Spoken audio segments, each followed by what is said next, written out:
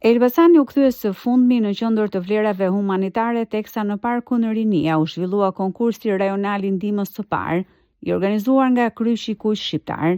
10 gjimnazistë nga shkolla të ndryshme të rajonit demonstruan aftësi praktike dhe reagim në situata emergjente të simuluara, duke treguar nivel të lartë përgatitjeje, bashkëpunimi dhe përgjegjshmërie qytetare.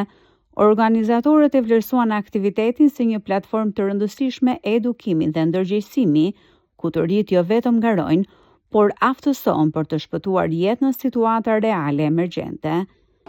Askush nuk e di se kur dhe ku mund të ketë nevojë për ndihmën e parë, po të gjithë ndihmë që ajo duhet të jepet. Sot jemi duke organizuar konkursin rajonal të ndihmës parë për degën e Kryqit Kuq Elbasan. Siç e shihni, parku është mbushur plot me të rinj dhe të reja, të cilët janë nxënës të gjimnazeve të qytetit. Ky konkurs synon që të përçojmë më tej vlerat humanitare dhe njohuritë për ndihmën e parë. Është një konkurs që bëhet vit për vit, tash është kthyer në traditë. Siç e shikoni, kemi një numër shumë të lartë vullnetarësh të rinj.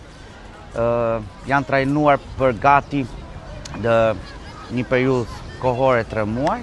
Janë të përgatitur dhe sot janë këtu për të shpalosur ato që kam mësuar gjatë ditëve që kam bërë trajnime.